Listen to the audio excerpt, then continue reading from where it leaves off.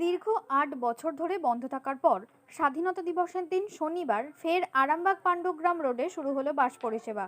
টোটো দৌরাত্ম্যের কারণে দীর্ঘদিন এই রুটে বাস চলাচল বন্ধ থাকায় যাতায়াতের ক্ষেত্রে সমস্যায় পড়তে হতো সাধারণ মানুষকে। নতুন করে বাস পরিষেবা চালু হওয়ায় স্বাভাবিকভাবেই খুশি এলাকার বাসিন্দারা। আরামবাগ বাসস্ট্যান্ড থেকে এই পরিষেবার আনুষ্ঠানিক সূচনা করেন আরামবাগের বিধায়ক হেমন্ত বাগ এবং পরশুরার বিধায়ক বিমান ঘোষ। তাদের উদ্যোগ এবং আরামবাগ বাস অ্যাসোসিয়েশনের সহযোগিতায় দীর্ঘ প্রতীক্ষার অবসান ঘটিয়ে এই রুটে ফের বাস চলাচল শুরু হয়। অনুষ্ঠানে উপস্থিত ছিলেন আরামবাগ থানার আইসি সমীর তালুকদার, বাস অ্যাসোসিয়েশনের কর্মকর্তা মধুমিতা ভট্টাচার্য সহ অন্যান্য বিশিষ্ট ব্যক্তিরা। দীর্ঘদিন পর বাস পরিষেবা চালু হওয়ায় এলাকার মানুষের মধ্যে দেখা যায় খুশির আবহ। তাদের মতে এই রুটে বাস চলাচল শুরু হওয়ায় যাতায়াতের ক্ষেত্রে দীর্ঘদিনের সমস্যা অনেকটাই মিটবে এবং আরামবাগ ও পাণ্ডুগ্রাম রোডের বিভিন্ন এলাকার মানুষের যোগাযোগ ব্যবস্থা আরও সহজ হবে। আরামবাগ পাণ্ডুগ্রাম লাইনের বাস বন্ধ ছিল, আগে আপনারা দেখেছেন 24 ফুট টু তারকেশ্বর ওই লাইনেরও বাস বন্ধ ছিল। তো আমি 1 মাস আগে চালু করেছি 5টা বাস, এখন 7টা চলছে। আজকে আরামবাগ টু পাণ্ডুগ্রাম রুটের যে বাস বন্ধ ছিল সেটা আমি এবং আরামবাগের সম্মানীয় বিধায়ক হেমন্ত বাগ, আমার আরামবাগ টাউনের সভাপতি আছেন, এখানে সবার একটা উদ্যোগ, সাধারণ মানুষের কথা ভেবে, উদ্যোগের কথা ভেবে আপাতত আজকে একটা বাস চালানোর আনুষ্ঠানিকভাবে সূচনা হলো। কত বছর পরে চালু হলো? 5 বছর পরে, আর 5 বছর আগে হতো।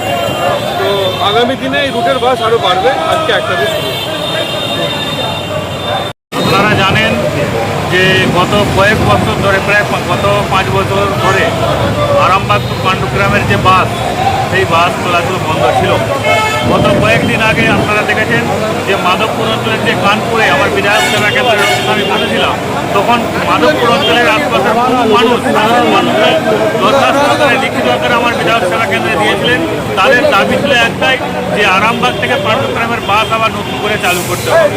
তাই সেই গ্রামবাসীদের সেই দরখাস্তের কথা মাথায় রেখে, গ্রামবাসীদের কথাকে মান্যতা দিয়ে আমি বিমানের সঙ্গে কথা বলি, এখানে বাস অ্যাসোসিয়েশনের সঙ্গে কথা বলে আমরা আজ থেকে আরামবাগ টু পাণ্ডুগ্রামের বাস আমরা আজ থেকে অফিসিয়ালিভাবে চালু করছি।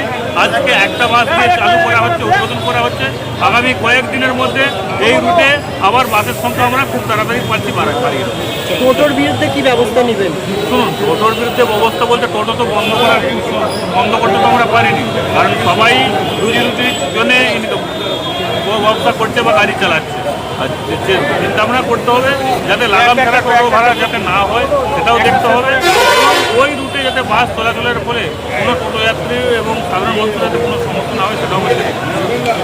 আজকে 8 বছর বন্ধ আছে পাণ্ডুগ্রাম রুট। 8 বছর আগে গাড়ি চলতো, তো আবার নতুন করে আমাদের আরামবাগের যিনি বিধায়ক হেমন্ত বাগ এবং সর্বোপরি আমাদের খুব প্রিয় দাদা বিমানদা পরশুরা বিধায়ক, ওনাদের উদ্যোগে এবং আমাদের আরামবাগ বাস স্ট্যান্ডে যে ব্যুরো রয়েছে, সুমনদা রয়েছে, আরও লোকাল নেতৃত্ব যারা রয়েছে, প্রত্যেকের উদ্যোগেতে এবং সর্বোপরি আমাদের বাস অ্যাসোসিয়েশনের উদ্যোগে আজ থেকে 15ই আগস্ট স্বাধীনতা দিবসের দিন থেকে পুনরায় চালু হচ্ছে পাণ্ডুগ্রাম বাস। কেন বন্ধ হয়ে গেছিল? বন্ধ হয়ে গেছিলো টোটোর অত্যাচারে। এখনও অবধি কিন্তু আমরা যে বিমানদার অনুরোধে 24 ফুট গাড়ি চালিয়েছি, তো সেখানে বলা হয়েছিল কোনো রকম অবৈধ টোটো চলবে না, টেকারগুলো চলবে না।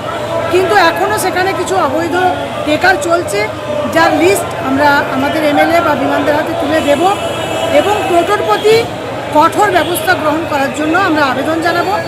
আমরা একটাই কথা বলেছি, হাই রোডে কোনো টোটো চলবে না।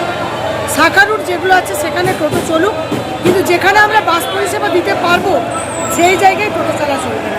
কত বছর পর আবার বাস চালু হলো? 8 বছর পরে। 8 বছর আগে এই রুটে গাড়ি চলতো, রোটেশন করে মানুষ খুশি ছিল, কিন্তু আবার 8 বছর পরে পুনরায় বিধায়কের উদ্যোগে চালু হলো। কটি বাস চালু হলো? এখন আপাতত একটি বাসই রোটেশন করবে, 12 রান চলবে, 6-6-12, 6 বার আপ আর 6 বার ডাউন। আপনার নাম দিদি? আমার নাম মধুমিতা ভট্টাচার্য, আমি আরামবাগ বাস মিনি বাস অপারেটার্স ওয়েলফেয়ার অ্যাসোসিয়েশনের সভাপতি। এবার হাতের কাছেই মিলবে অত্যাধুনিক ও নির্ভরযোগ্য স্বাস্থ্য পরিষেবা। আরামবাগ, খানাকুল ও পরশুরা থানা এলাকার মানুষদের জন্য এক বড় সুখবর।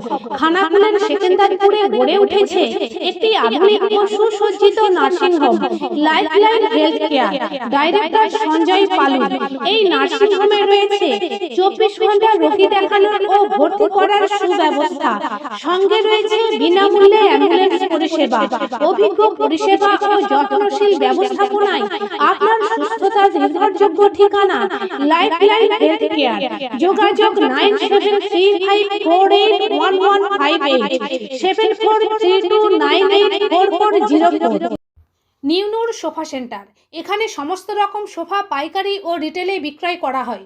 সমস্ত সোফা নিজস্ব কারখানায় তৈরি করা হয়। প্রোপাইটার হানিফ হোসেন খাঁ ও রুহুল হোসেন খাঁ, বড়ডোঙ্গল, হাটতলা, সিনেমা হলের সন্নিকটে, হুগলি। যোগাযোগ 7797170093 এবং 9382003105।